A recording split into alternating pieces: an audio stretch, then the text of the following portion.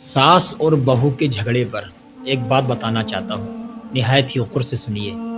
एक लेडी, एक खातून ने मुझसे आकर के कहा, हजरत मेरी सास जो है उसने मेरी नाक में दम कर रखा है, वो बहुत नोक झोंक करती है और मुझे तकलीफें देती रहती है। मैंने उस लेडी से कहा, बापर्दा थी वो, मैंने उससे कहा कि आप ये बताइए आपका शोहर कैसा है, शोहर का रवैया आपके साथ कैसा है, क्या शोहर अच्छा नहीं है? उसने कहा, हजरत बस मेरी सास बस थोड़ी तेज जबान चलाती है, उससे मुझे तकलीफ है, लेकिन मेरा शोहर जो है वो बहुत नेक है और उसका बिजनेस भी बहुत अच्छा चलता है, मेरा ख्याल भी रखता है और मेरी ज़रूरतों को, मेरे जो राइट्स हैं, जो मेरे हुकूक हैं, उनको वो मुकम्मल तौर से अदा करता है। तो मैंने उस खातून से कहा, मैंने उस लेडी से कहा कि बताइए सास से तुम्हें तकलीफ है ना? उसने कहा, हजरत मेरी सास से तकलीफ है, इसका कुछ हल बताइए, कोई वजीफा बता दीजिए। मैंने कहा, वजीफा और हल मैं आपको बता रहा हूँ, इस पे अमल करना और इससे ठंडे दिमाग से सोचो।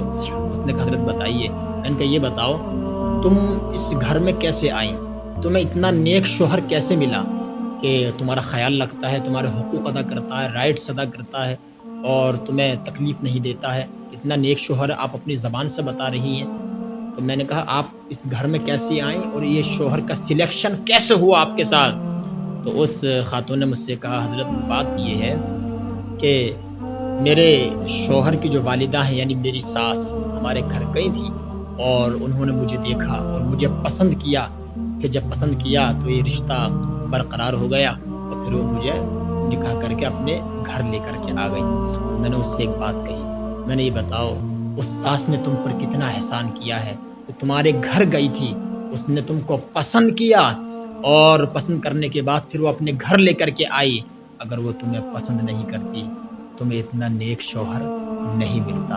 अगर वो तुम्हें पसंद करके अपने घर नहीं लेके आती तो तुम्हें जो है इतना नेक दिल और इतना तुम्हारा ख्याल रखने वाला शौहर तुम्हें नसीब नहीं होता। तो ये उस सास का ही एहसान है।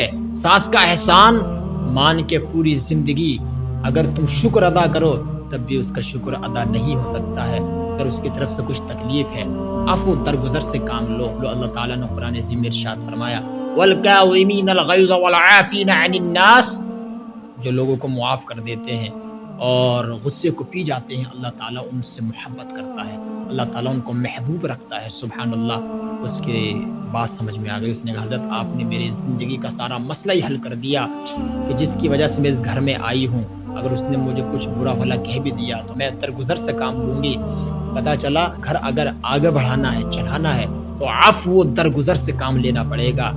अगर सास की ज़बान थोड़ी तेज़ है तो बीवी को दरगुजर से काम लेना पड़ेगा, उसकी गलतियों को दरगुजर और नज़रअंदाज करना पड़ेगा। और अगर बीवी बहू तेज़ है तो सास को जो है नज़रअंदाज करना पड़ेगा, तभी घर चलते हैं। वरना अगर अनानियत है कि सिर्फ मैं हूँ, मेरी चले किसी और की ना चले, ऐसे घर चलते नहीं है, बल्कि लड़ाई का अड्डा बन जाते हैं, लड़ाई का अखाड़ा बन जाते हैं।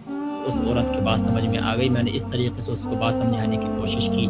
लिहाजा अपने घरों को, अगर घर है तो घर को चलाना है तो अफ़्व दरगुजर मुआफ़ी से काम लेना पड़ता है, इसलिए कि मुआफ़ी से और एक दूसरे को छोड़ने से, दरगुजर करने से अल्लाह तबारक व तआला घरों में अमन अमान अता फरमाता है।